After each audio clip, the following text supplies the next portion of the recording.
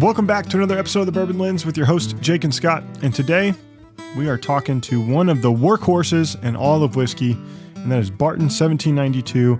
And we are being joined by Ross Cornelissen. So everybody get ready for this episode because we are going to unpack some really great whiskey. So sit back and buckle into the latest episode of the Bourbon Lens.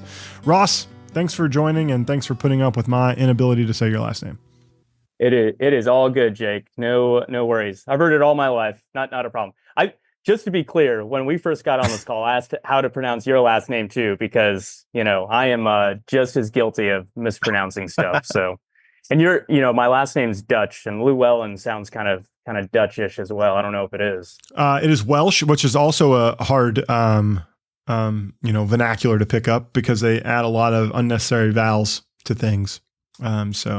And consonants. Naturally. All those extra letters. I know. Yep. You got this simple name, Scott. Dilly. Come on. And it still gets messed up. Stop. Diley. I'm like, it's like a dill pickle. Come on. Whatever. Easy. Anyways, thanks for having me on, folks. I really appreciate it, and excited to chat all things Barton 1792 today. Yeah, man, excited to talk about it as well. And I told Corey and the Sazerac team that kind of helped facilitate all of this. And Scott and I talked about it on the podcast when we recapped Kentucky Bourbon Festival. First of all, I just appreciate your all's simplicity to your booth, but like the value you brought to Kentucky Bourbon Festival from the pours that you gave the consumer, I thought were just outstanding. You all were always busy, it seemed like. But I just wanted to say thank you as a consumer of this as well, for providing a great tent and a great booth, and look forward to what, is on the other side in, 2025 for Kentucky Bourbon Festival as well. Yeah, we had a great time. We don't do tours. We don't have a gift shop anymore. And so one of the best things about the Bourbon Festival was really the people who worked that tent from the distillery. It was, we had our supply chain manager, myself, our barrel warehouse manager, Brian, our distillery manager, Austin, who works in the lab. So it was fun for people at the distillery and the operation to go and hang out and be a part of the festival, meet people, meet consumers, meet people who just absolutely love 1792. And I think it just brings a lot of pride back to the distillery at the end of the day. Yeah. A lot of kudos go out to the team here, because we did not have a tent up until, like a month before that. So that was a feat in its own, and it turned out great. So a lot of good work by a lot of good people to bring a showing. But yeah, we went through a lot of sweet wheat and a lot of 12 year at this year's KBF. So I think we know what are the clear favorites out there amongst consumers now. I was going to say, if I heard the word sweet wheat one time, I probably heard it 1,000 times over the course of the weekend. And everybody was like, did you know they're pouring sweet wheat over there? And I'm like, there we go. Yeah. Yeah. You're not mad about it when you hear that. And I wasn't mad about it either, because I stopped in, and after you had done all the bottle signings and after all the single barrel that you all did with Kentucky Bourbon Festival sold out, your line died down a little bit because everyone wanted to chat. Everyone wanted Ross's signature on the bottle. Yep. And I got in there. It was just me and Ross. I was like, I introduced myself and I had a pour, and it was my first pour of Saturday morning. And I was like, this is how every Saturday morning should start. A conversation with a master distiller and 12-year-old bourbon. I mean, I'm not going to complain any day about that. That was good. I'm glad that's where we connected, and in that way too. So there is no better way. But yeah, that was a blur of a weekend. But all the people that we met there, including yourselves, was an absolute blast and a highlight. So thanks for making time again. And I'm glad it was over a good pour of some 12 year. Oh, for sure. Well, we're excited because the last time we had 1792 on, we were actually in the office you're sitting in. We're virtual today, and we had the slow hum of the boilers, and the only time I think we've ever had to be like, hey, here's an editor's note. as you listen to this podcast, we were on location, and in a we very tried active distillery. at an active distillery. We tried everything to make it work, but it's probably the most authentic to a distillery that we've ever been. But it's been a while, and obviously Danny has moved on into bigger roles, and you've taken over. So Ross, we've kind of jumped in a little bit to talk about KBF, but let's take people back just a second. Can you just share a little bit about your journey to the role that you're sitting in today? Absolutely. It's been, I think a journey is a good word. So definitely not where I saw myself, for a long time. And, I went to Purdue University and studied bio and food process engineering. I started there in 2009. And my whole goal and my whole reason for going to that major was to go make cereal. That's what I wanted to do. So I ate cereal all the time as a kid, and I said, "Let's go make cereal for a living." I think that'd be awesome. I don't know, Honey Bunches of Oats, Lucky Charms, Fruit Loops, you name it. I don't know. I don't know what was your favorite cereal? Oh, Lucky Charms and Honey Bunches of Oats by far. Those were go-tos. So Frosted Flakes were mine because they're great. And the milk afterwards, yeah, from Frosted Flakes. Oh, by golly, the sugar rush that you get. Yep. The things I know now about childhood diabetes probably would change my mind a little bit, but a little bit. You grow up and you learn. Yep. So, but yeah, that was like my inspiration for going into that, and that was my whole plan. And then my junior year, I think it was, I took a microbiology class, Bio 221, and it just opened my eyes to this whole other kind of world. I mean, it truly is a different world, the kind of microbiology biome that's around us and in us, and learned all about fermentation. I was like, oh my gosh, what am I doing with cereal? Like, fermentation, here we come. And so, yeah, I immediately started looking at internships and co-ops at distilleries, breweries. This was, 2012, 2013, kind of when craft beer was really big. I was looking at fuel ethanol plants, anything and everything to do with fermentation, and ended up getting a job at MGP down in Lawrenceburg, Indiana. That was in 2014 as a distillery supervisor. And that was really before everyone knew what MGP was, and definitely before I knew what MGP was. But I was just so happy to be in a distillery doing fermentation, and I was just hooked from the second I got there. So was there for about 4 years, was in that supervisor role for about a year and a half, and then was their fermentation manager for another 2.5 years until about 2018. And it would be poor of me not to mention my now wife.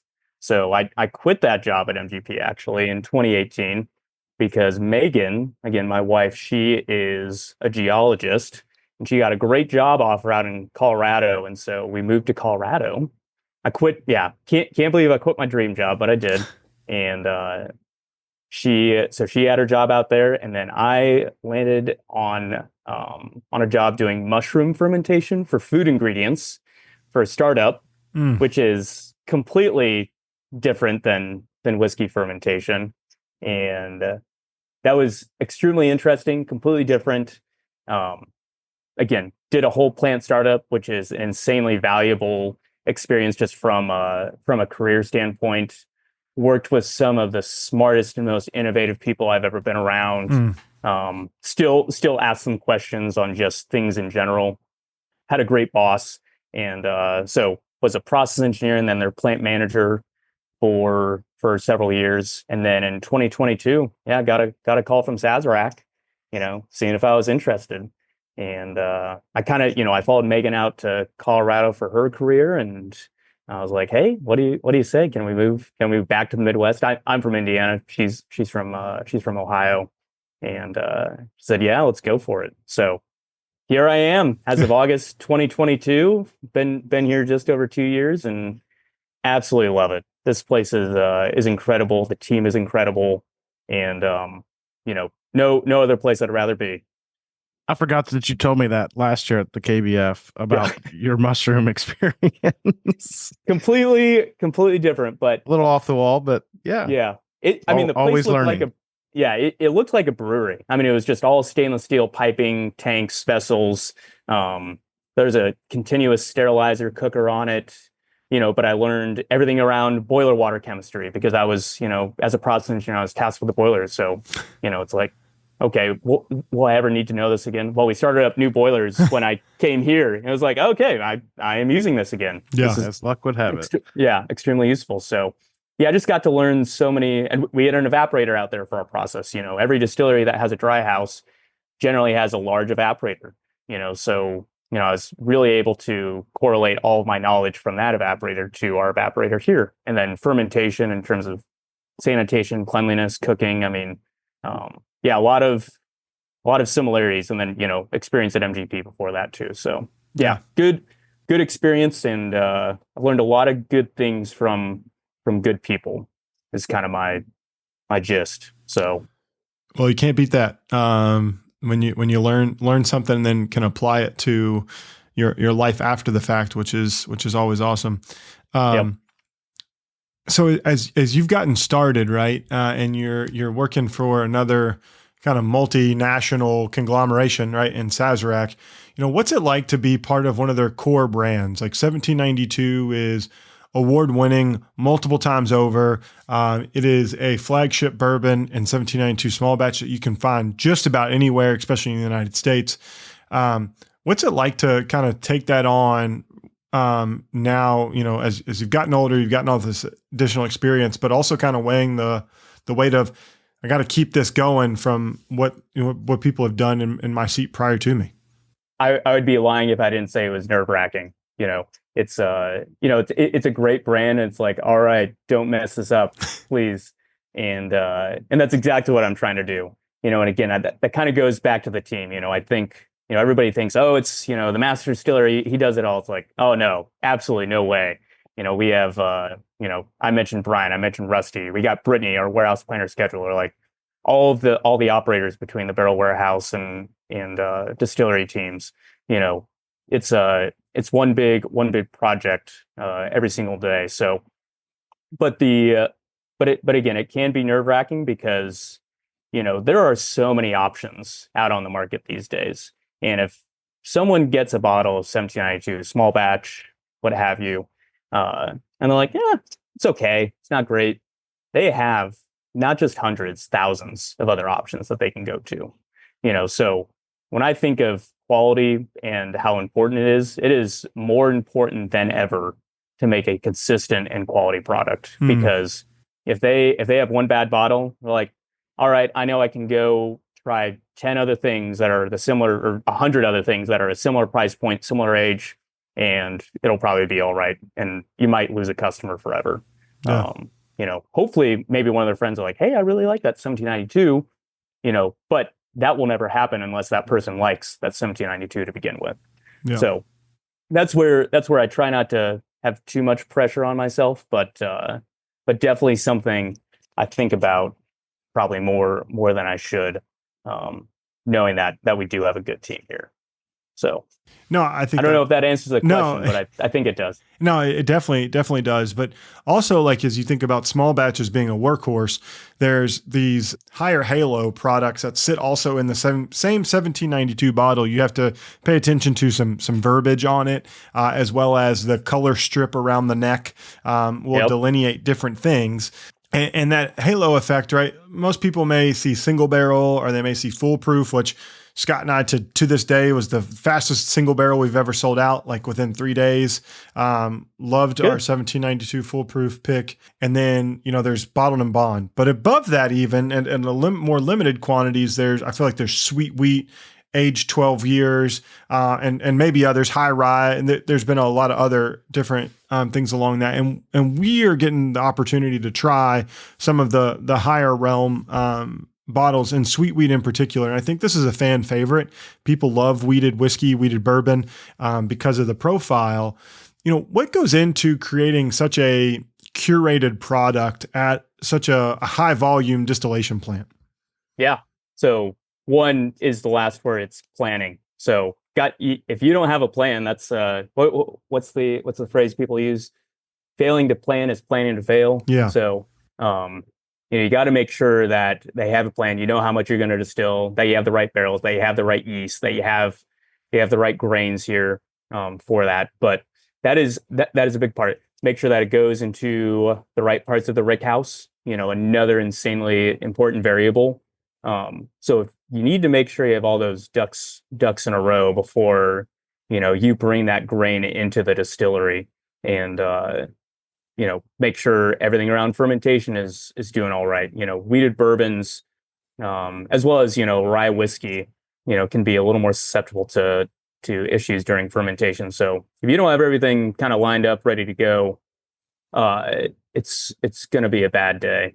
So luckily, our process is pretty steadfast and tried and true. So we try not to mess with it too much. But again, one of the big variables is definitely warehouse location. So making sure when we pull barrels, years down the road of when we late them, they're in the right spots. They're going to be the right proofs, have the right level of maturation to them, or whatever blend we make is going to have the right level of maturation to them. So that's kind of learnings. When I was at MGP, I never dealt with anything on the maturation side. I was solely in the distillery, really focused on the front end of the process and its effects on quality. And that has been the steepest and sharpest learning curve I've had to make since coming here, was learning the maturation side and learning these warehouses and how they age differently depending on what product it is, where they're at in the warehouse, where that warehouse is on site. That has been extremely fascinating, but also very difficult at the same time. Yeah, and you've got quite a few warehouses, because I know the last time we were down there, you guys were building, I think, nearly 60,000 barrels, and I'm sure they're probably already full by now. They are moved on to a few more. I'm pretty sure they're near capacity. So yeah, we've definitely been cranking it out. My motto here is we produce high quality whiskey safely and efficiently every day. That's our goal. If we're doing that, we're doing well. So those warehouses are pretty much full. We are still dumping a ton of barrels too. So yeah, as soon as barrels are dumped where those ricks were empty, they're empty for a day and then they are full again. So we don't have too much open space out there. So not a bad problem, but definitely something to be cognizant of. Well, yeah. So that's a really interesting thought. So we were at Beam not too long ago and interested in a large scale process, how you all think about this, right? They were talking about cross-sectioning the warehouse, and they kind of take this like X kind of, approach to grabbing barrels. And so you have unique products, right? So you have your foolproof, which is your highest 125. And then you have, some aged product. You have obviously a batched product. You have bottled and bond. Obviously that's got to follow a certain set of rules. When you're coming out of a rick house and that rick house is coming to maturation, you talked about this being a learning curve. I'm interested, have you found a process, or was there a process already in place that was tried and true that allow you to keep those brands on point for the marketplace? Yeah, great question. That is definitely something. There was a decent plan, but there was definitely, I wouldn't say it was fully sculpted. When I got here, I would say I've had to become a little more precise with it as we've continued to produce more. And I think the beauty of small batch is that our batches aren't huge. They're not tiny, but they're not huge. There's no legal definition for small batch, but where you pull those barrels from matters at the end of the day. And I think not every single batch has to be exactly the same, but they need to be good quality still. But I have a general formula, and it's based on rick house location, how high it is in the rick house, a general formula of where barrels need to come from for small batch or for bottle and bond.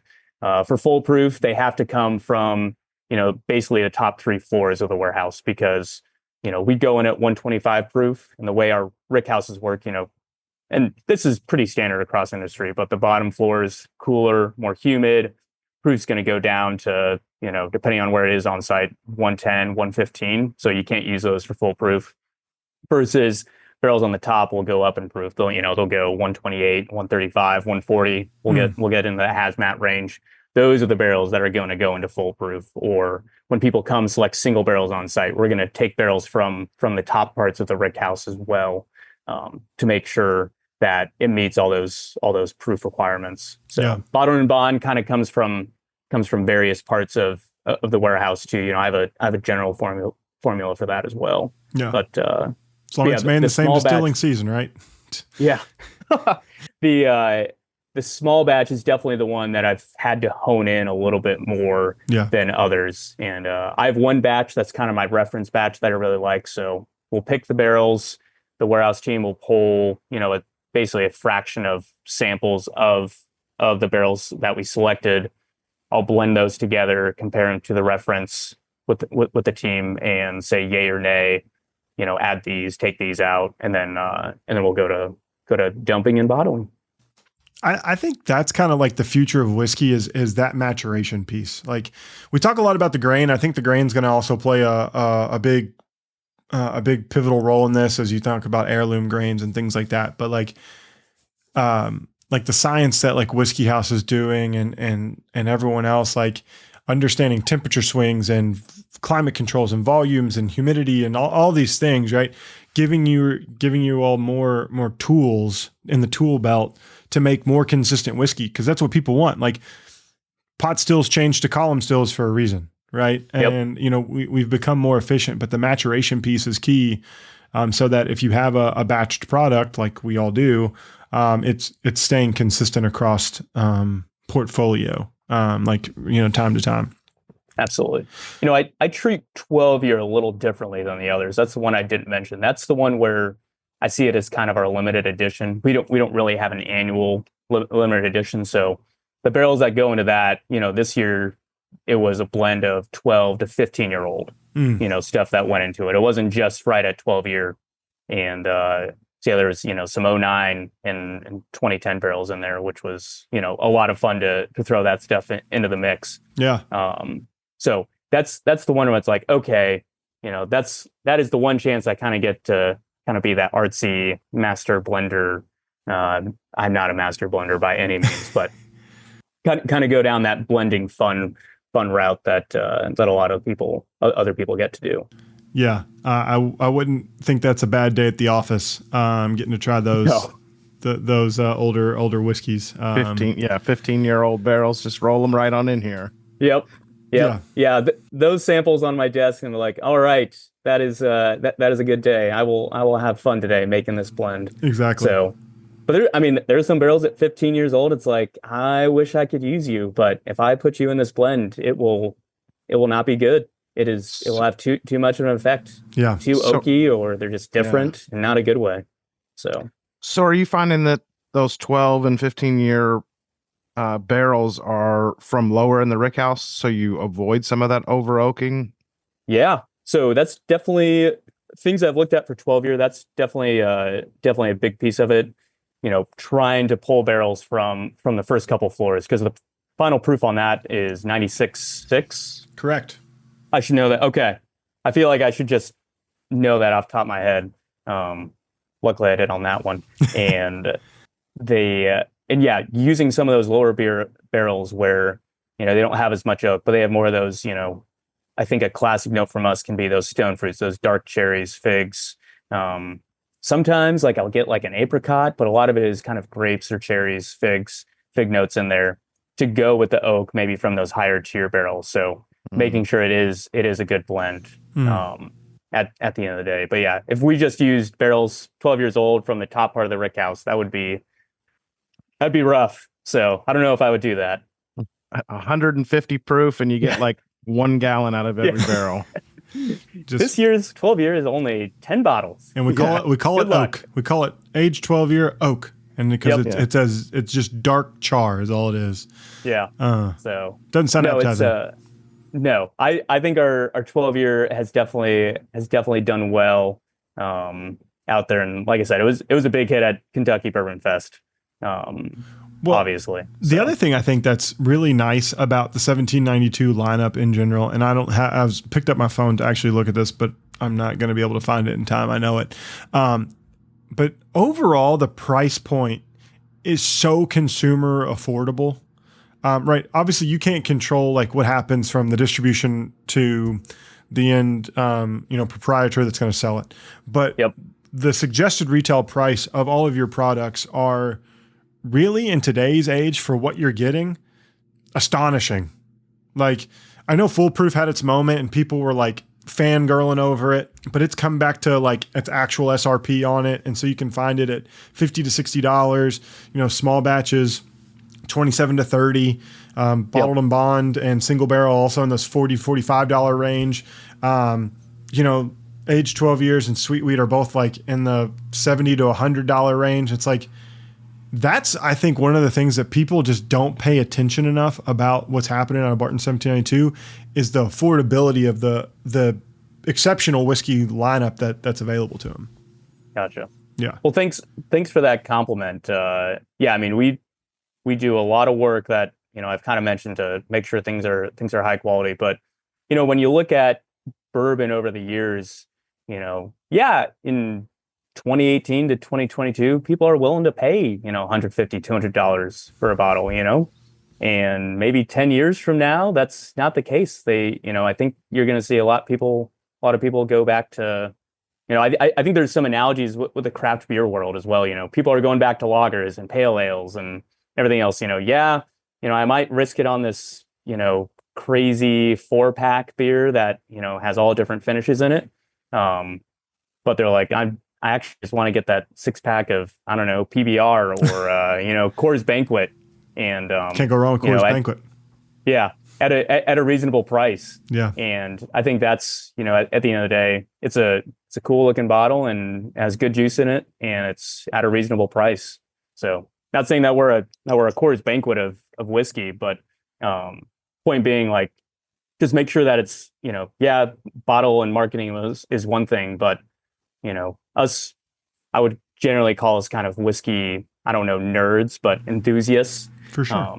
We care about what's in the bottle. We're the people who turn the bottle around. All right, where was this distilled? What's all the details in it? Not just going off of looks. Amen. Yeah. Yep. I was gonna say that Barton is like a workhorse to me. It's like, it's always solid. It's one of the bottles, like if I'm at a bar out of town, like you see it on the bar, just order it because you know what it's going to taste like. You know it's going to be good. You know what you're getting. And then not even talking about like on the lower end of the spectrum, which kind of like what got me like enthusiastic about bourbon was some of the value pours that Barton produced, like very old Barton, bottled and bond. Yes. R.I.P. We love VOB. Yeah. Yeah. R.I.P. to VOB bonded. Yeah. It's still out there. It's at 100 proof, but no longer bonded, unfortunately. So I am a sucker for the 86 and 90 proof. Those are my go-tos as of right now. That's what I always have on the shelf in the house. Well, I mean, nothing wrong with that. They did acquire a cool brand that's been around, a really long heritage brand. I mean, we haven't even talked about the fact that one of the big acquisitions of, I think it was last year, was Early Times going to Sazerac. Yeah, so someone had to correct me on this. It was actually 2020 when we bought Early Times. So really? We have owned Early Times for 4 years, and we've been mashing, distilling, and aging it here for now 4 years. We know what that means. Yep. I don't know if you two are familiar with bottle and bond law, but I yes, he's a lawyer. Yeah. Good lawyer catch. who likes bottled and bond, right? Yep. But yeah, so if you do your math right, so we're you should start seeing some change in liquid there. So I'm pretty excited about that one. Yeah. I mean, what an iconic brand to like add into the portfolio though. It fits too. Yeah. Absolutely. Yeah. So yeah, love Early Times. It's funny, you can walk out on our fermentation floor and pretty quickly know what we're mashing or fermenting. If we're doing regular 1792, it smells like bananas out there. That isoamyl acetate produced and, by the bucket load, I'm sure, in each fermenter. Just really strong. And then if we're doing early times, it has a really sweet estery, kind of slight appley note to it. You're like, okay, yep, doing early times, like you can smell it on the fermenter floor. Or if we're doing rye, you can smell the rye. Or if you're doing, corn whiskey, it kind of just smells like sweet corn, nothing else. So yeah, you have a good sense of what's going on just by walking out there. Yeah, you've mentioned this corn whiskey a couple times. Is there a product out there, or is it purely a blending component? It's just a blending component. So we don't have any mellow corn competitor or anything like that. So maybe we should. Yeah. No. Mellow corn, do your thing. So that beautiful yellow bottle. Yep. So we have these whiskeys in front of us. We haven't talked to Iota about them, and so we got to spend a little moment here because they are celebrated whiskeys. And we've seen all the awards, a gazillion of them. Double gold, platinum. Corey and I were talking yesterday when I picked these up. He was like, we've won more awards. 1792's won more awards than any other distillery, like hands down, for their products. So congratulations. And it's been another successful award season. And I feel like I can't keep up with all the different awards from San Francisco to New York to Tasting Alliances to Fred Minnick and anywhere in between. Good job. That's our award coverage, is keep doing what you're doing and making good whiskey. But let's talk about 1792 Sweet Wheat. So I'm going to be really honest with you all. First time ever having it was right here on this podcast. Honest to God. Really? Yeah. I didn't try it at KBF. I tried it. I just tried 12 year and then I kind of bebopped around because then we peer pressured our buddy into buying that we ended up buying. We peer pressured someone into picking up a bottle that we bought. It was weird, but it all works. So what goes into, wheated bourbons? This is a wheated bourbon, correct? I want to make sure, not a wheat whiskey. What goes into this process, right? Because we didn't talk about how this comes about. And it's only limited run for you all in the distillery. Is there a certain place in the rick house from a maturation process where you like to put these in particular? Yeah. Generally, these are coming from the higher tiers of the rick houses as well. Wheated bourbon, with rye, if you put rye down on the bottom floors of a rick house, that rye grain has enough flavor on its own to carry quite a bit. You don't need as much of that oak maturate note to go along with it. While wheat is sweeter, it's a little softer, and you need more of that oak influence and that barrel influence to pair well with it. And so we're pulling these generally and putting them away and pulling them from the upper 3 or 4 floors, the upper half of a rick house.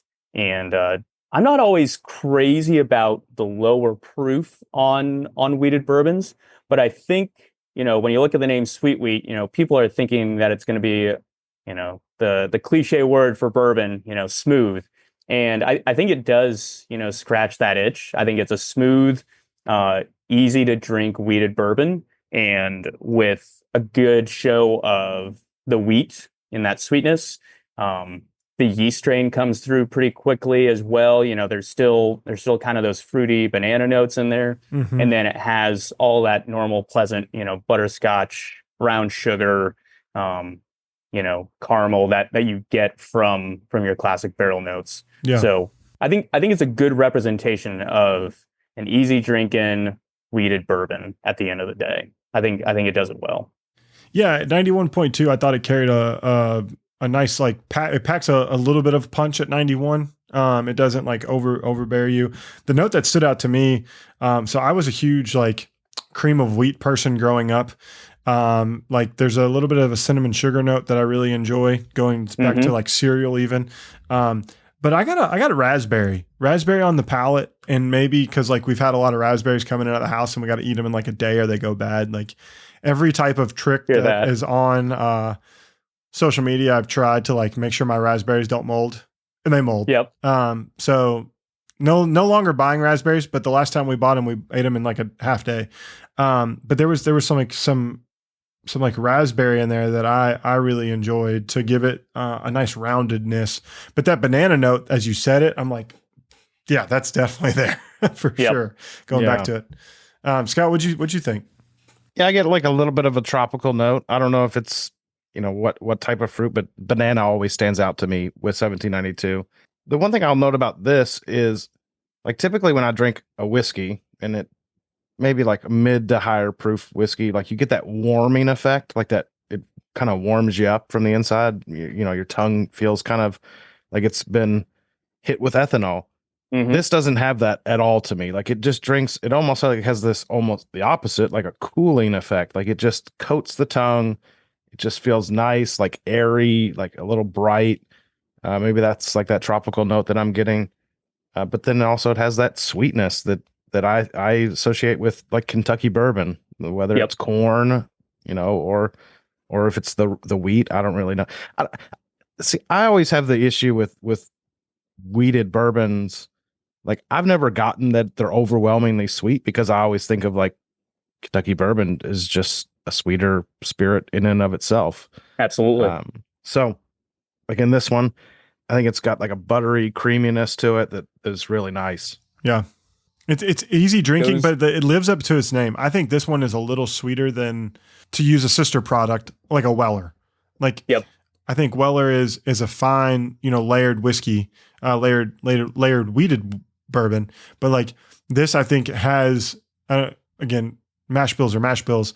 Don't know it. But like, I feel like this may have a little higher corn content to bring up some of that sweetness and elevate that a little bit. So like, that's just an estimation just on tasting enough bourbons at this point to be like, I feel like there could be higher corn content in this to then raise up the sweetness to kind of give you that wave to meet the name of it, in my opinion. Yeah, no, you're absolutely right. I mean, there's a good percentage of wheat in here, but yeah, there's a lot of corn too. Yeah. So, it's just well balanced. Yeah. If people who have never tried bourbon before, sorry. But no, I tell them, hey, here, try a pour of this. I tell them to try, a Buffalo Trace or a sweet wheat, something that's pretty easy going at the end of the day, and isn't gonna. I actually don't tell them to generally start with like a 1792 small batch because, it's 93.7. 93.7 doesn't maybe seem high to us, but people have never had bourbon before, like over 90 proof. Oh my gosh, that's kind of up there. And there's a lot going on. You have all the rye spice, you have, strong yeast influence, and there's a lot of barrel influence too. While this is a little easier, a little smoother. There's a few people at Bourbon Fest, who, they might have been brought along by their partner or their friends, and they're like, yeah, I'm not really into bourbon. It's like, well, hey, try this one. Or I'll pour you a sample, just smell it at least. If you want to take a sip, great. If not, no worries. Your buddies will drink it, trust me. So, and I definitely saw a few people be like, yeah, like this is easy. This is good. I like it. Yeah. Do these kind of do you all look for an age threshold on these? Is it 5 to 7 years, or is it just when the barrels are ready, they're ready? When the barrels are ready. So it definitely, and that's where, kind of rickhouse location really helps determine that. So I don't always look at things in terms of an age statement outside of 12-year, obviously, and bottle and bond. But for a lot of these, it's, degree of maturation is kind of my measurement. Okay, it's X number of years, and it's been at this rickhouse or this level in the warehouse for this whole time. It's probably going to match profile pretty well. Let's add that into this year's dump of barrels, or this year's sensory evaluation of barrels. It should be right on profile. Gotcha. No, so, that's really cool. Yeah, and so that's the other fun part. Yeah, I mean, creating whiskey has to be one of the more enjoyable things. But I'm sure, like even like what would seem mundane to like the average consumer, like when you had to go and fix like the technical processes or build out a new process, that's probably just as enjoyable as crafting the whiskey when it comes to like the technical components of the distillation process. I'm sure that's just as invigorating as it is creating the end consumer product. Oh yeah. I did not get into this industry to go and, be in front of consumers at the end of the day. no offense to folks, this is really enjoyable because I just get to talk about a strong passion of mine, but I got into it to make whiskey and make great whiskey at that, and play with all the variables. What if I do this with the grain? What if we do this from a mashing temperature and time profile? What if we do this in terms of a different yeast strain? What if we do our fermentation at a different temperature profile? What if we switch the reflux tray on the still, or we distill it at different proofs or different entry proofs, or we get a barrel from a different vendor? And you store it in this part of the warehouse instead of this part. Like there's just so many variables, and it's hard not to, just go down the rabbit hole some days, be like, let's try everything. I want one of each. It's like, well, let's use our education and come up with our best guess and our best hypotheses for what we think will turn out the best. Or sometimes you just, I like to say we do things for science. Let's see what happens, Yeah. And there's nothing wrong with that for the sake of science to figure it out. Yep. And ultimately, when it comes down to it, this is science. It is. Right. It is. It's distillation, fermentation, and then ultimately what happens in a barrel with all the extracts and the interactions that happen from the barrel are definitely important. Which leads me to 12-year, right? Because that's going to be the best example of the science after it's been put into a barrel. Right? Like what is happening, in those places. And we've already talked a little bit about the maturation process of this. So when it comes to creating aged whiskey, I think you mentioned this even, you got to find the right components that make the whole, right? Because you can dump something that may not be the right component to the whole. And then you have to figure out what you're going to do with that unique barrel somewhere down the road. Cause maybe it's over its first bell curve and it's going on to a second one. Yep.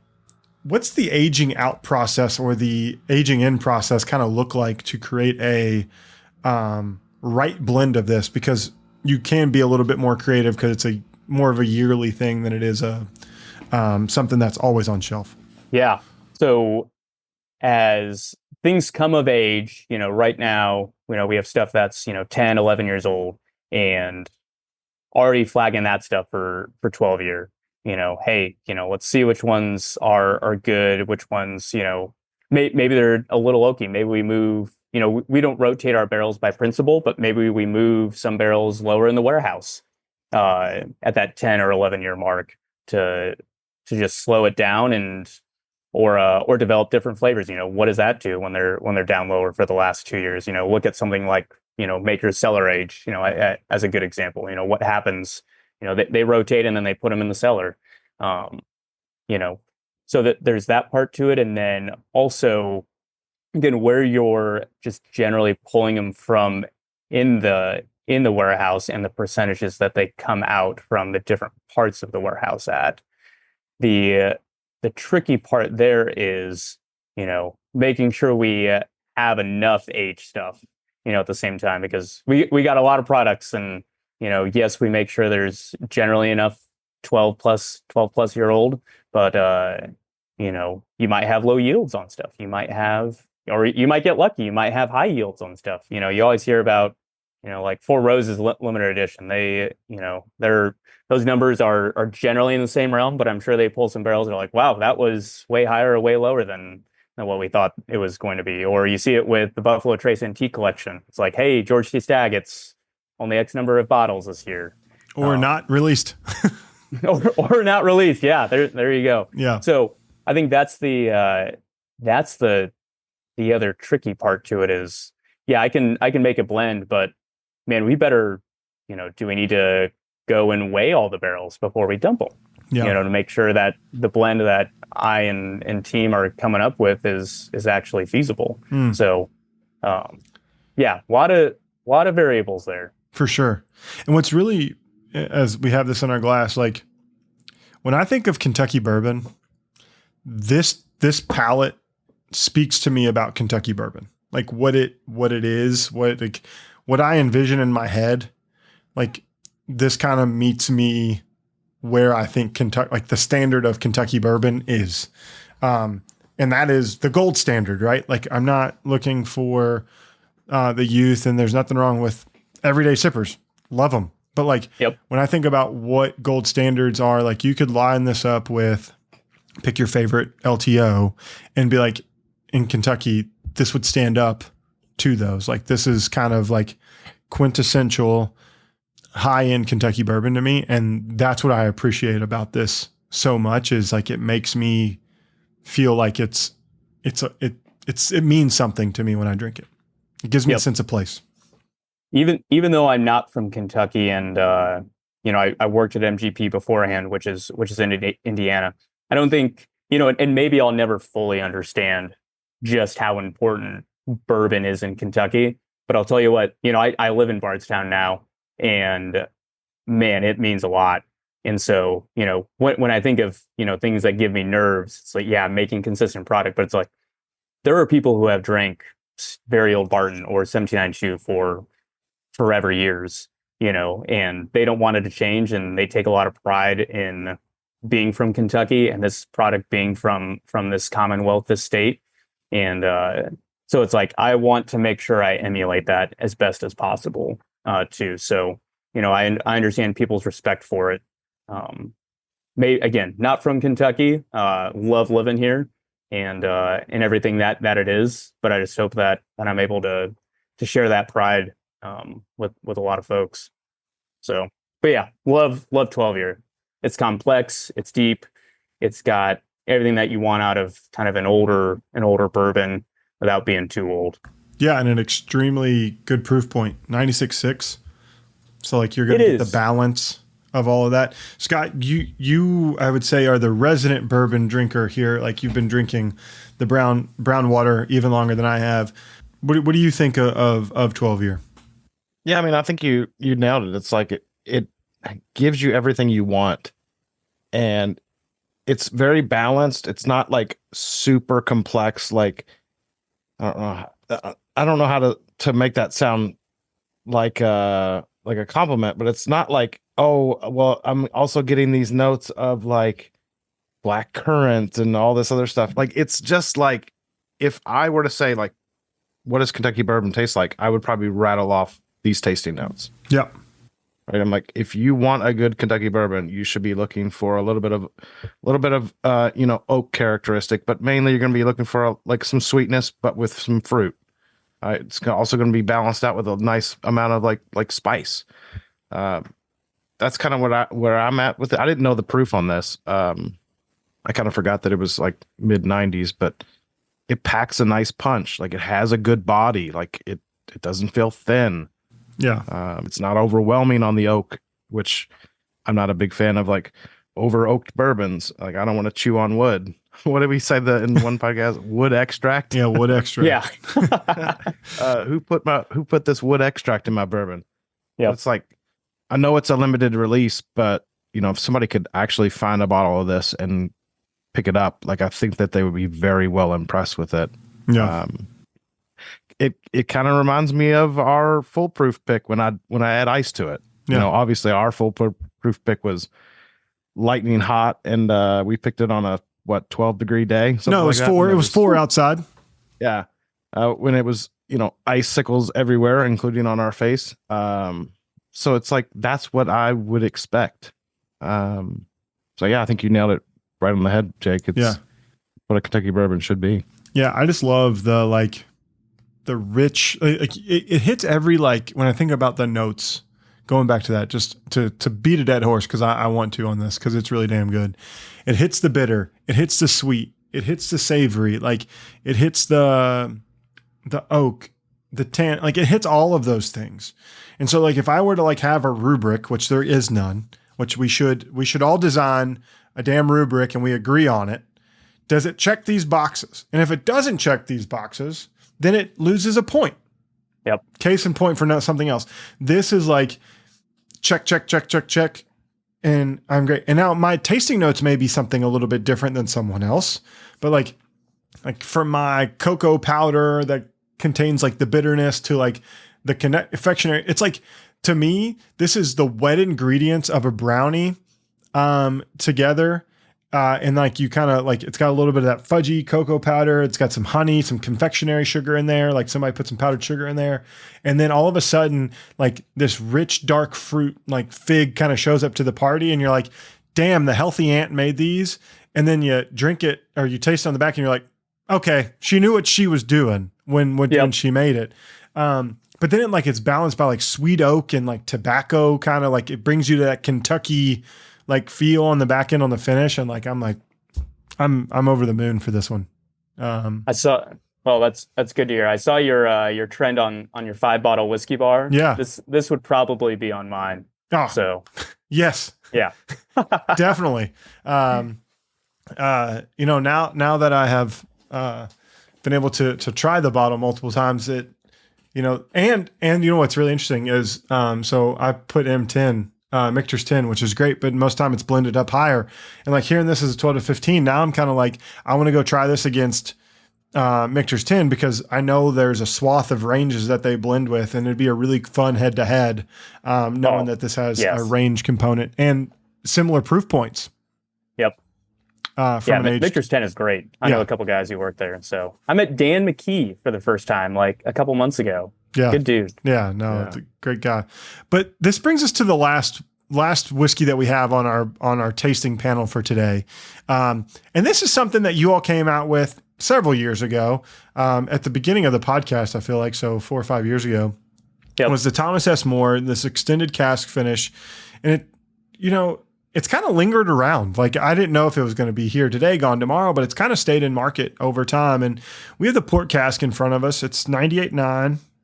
So the higher proof. And I remember Danny saying this a while ago. So correct me where I'm wrong. These are extended aged finishes for up to maybe a year or two. Generally, I think most of them are 2+ years in a secondary cask. So like these are getting all the wetness of whatever was in there before. Cause there's 3, there's like Port, Cabernet Sauvignon. I think there's 7 now. So wow. So I think you named the original 3: Port, Cab Sauv, Chardonnay, and then the second release was Merlot, Madeira, Cognac, and Sherry. Okay, is that it? I don't think I'm missing one. I think that's it. Well, it would make sense because I think you all probably own a brand in each of those. Yeah. But yeah, I sent over Port just because I like Port and I like the Sherry, but 1792 Port finish, the one with the blue one, that's a fan favorite of a lot of folks. So I think our whiskey pairs well with the Port profile. And you mentioned that it soaks up all the wetness that may be in that barrel, which is true, but I think the other thing that it does is leaving it in there a couple of years, it goes in and out of that wood a couple times too. And so together as, instead of kind of just being 2 spirits, if you leave it in there 3 to 6 months, it's going to soak in to the cavity of the barrel, all that juice. And you'll have Port and you'll have bourbon kind of together, but letting it go for a couple of years, there is a bit more of a marriage there. And a little, I don't know if I would call it complexity, but there's definitely a bit more of a marriage that occurs there, and maybe some different notes that you don't get when it's just in there for a few months. So I really like it. We still have some barrels that are still aging in secondary casks, going on like the 4-ish, 5-ish year mark, and those are pretty wild, and very different than really anything else I've tasted. So. This almost has like a little bit of like a really well-aged Scotch to me. And we're not talking like PD Scotch. We're obviously talking like Port, Sherry, cask finished Scotches, but it's got that deep, rich, like raisiny fruit note to it that just carries through, and then it covers up some of that sweetness from like the corn and the bourbon. But I think maybe it is because of the extended cask finish. It's like, it doesn't seem like a finished whiskey. It seems more like this is the finished product. Yeah. Right? Like sometimes you get like a finished whiskey and it's like bourbon and like this seems like it's a complete like whole thing. I don't know if that even describes it. Maybe I'm not using my words right. Maybe I've had a few too many bourbons today, but it just I think seems it like makes sense. it's more rounded off. Like, Yeah. all the time we get finished whiskey, and you're just like, oh, it's definitely a finished whiskey. I get that. Yep. I don't know. Do you try a lot of Amberana stuff, Scott? That's exactly right. It's like it hits you, and you're like, oh yeah, that's definitely a finished whiskey. And there's a time and a place for it. I get that. Oh, for sure. I've liked a few of them. I've hated several of them, but like I think the first time I had the Thomas More, I think we tried the Chardonnay, and that had that butteriness to it. Yep. That it's more of like a mouthfeel thing. Like sometimes I get in a finished whiskey, it's truly like it's bourbon or it's rye whiskey and a finish. But whenever it's done right, it seems like it's just, here's Thomas More port finish, right? It's like, this is it. Yep. All in one. Well, I think Danny did a great job with it, and I think we were talking earlier. There's a lot of projects in the pipeline. We'll see what makes it across the finish line at the end of the day. A lot of cool stuff kind of out there aging, and really hope that we get to that I get to share that with folks, and this team gets to share it with folks, because I definitely don't want to be selfish and just keep it for the folks here. For the holiday party? Yeah. Yeah. tap the barrel. No, I really, the port works really well. Also, this would make a killer. I hate Manhattans, but this would make a killer Manhattan. I had to preface this with the fact that I hate Manhattans, because I'm going to stay on that train until I try one that I like. I'm 6 years into the podcast, yet to find a Manhattan that I like. Probably dial back the vermouth just a little bit. Yeah, well, that's the thing. This gives you a little bit of that bitterness, like with the port. Me and vermouth, we just fight. Gotcha. It fights on my palate. But this is really nice, and I love like right when you think you're gonna get port, you get bourbon. Right when you get bourbon, you get port. Like it kind of just like it really kind of rides the wave. And this is a lot better than I remember it being. Oh, that's good. So tell Danny that. I mean, if he's around, I mean, normally he just like, you'll be out somewhere in Bardstown and Danny just shows up and you're like, what are you doing here, man? Yeah. It still happens from time to time. Yeah. So, this is really good. Thank you for sending this, because I did not expect it. And, it's a fun thing to have, to try and to drink after having two exceptional 1792 bottles. Yep. I think this is another good example of kind of that, there is science behind it. And this one probably started off as a bit more of an experiment, and let's see which finishes really work after being extended, in a secondary cask for an extended amount of time instead of just your normal 3 to 6 months. So, project gone well. Yeah. So kudos to Danny and the team when it was released. Definitely. Well, Ross, first of all, thank you, because we can't do these things without you spending time with us and being able to sample the liquid. Much appreciated. And Corey, who was on, and the rest of the Sazerac public relations team, they're phenomenal. Corey's great. So we always like to give them love, because they're the ones who are the unsung heroes behind the scenes to allow these things to happen. So thanks, Corey, Jaleesa, Christy, all of them. So as we kind of wrap up, where can people, keep in touch with 1792? Is there something they should be following? Is there a newsletter? Should they be checking the website? What's that look like for consumers to stay up to date on what's happening with the brand? Yeah, I wouldn't say we're radio silent out there, but we're not doing a whole ton of social media stuff. The website will be updated as we, who knows if, when and if there will be new releases, but that'll be updated with that. But definitely keep an eye out on, your old TTB cola releases every week that they do. Sometimes I post funny stuff, or not really that funny, but or just stuff from the distillery on my social media at Bourbon Corn on Instagram. But yeah, we're I think Scott mentioned it a lot. We're just kind of a workhorse. We just kind of go out and make a lot of good whiskey, and then it shows up on market, and people are like, all right, sounds good. This is tasty. Yeah. No, I really appreciate it. It's been great hanging out with you for the last hour or so, and thanks for giving us time to chat all things 1792 and Thomas S. Moore with you today. And we look forward to the next podcast, whenever that might be down the road. But really appreciate it, and just want to say thank you. And to all our listeners, we want to say thank you for keeping up with us for 300 plus episodes. And we'll catch you next time. Cheers. Cheers. Thanks for listening to this episode of the Bourbon Lens.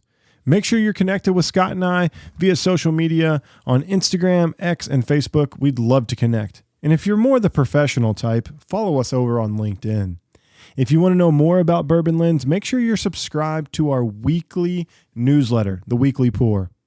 For exclusive content and more, check out Patreon. Follow us there at Bourbon Lens. And last but not least, on your favorite podcast listening app, make sure you're subscribed, because every Monday, Scott and I release a podcast, and we would love to have you here listening to the newest features and the newest whiskey news. And until next time, cheers.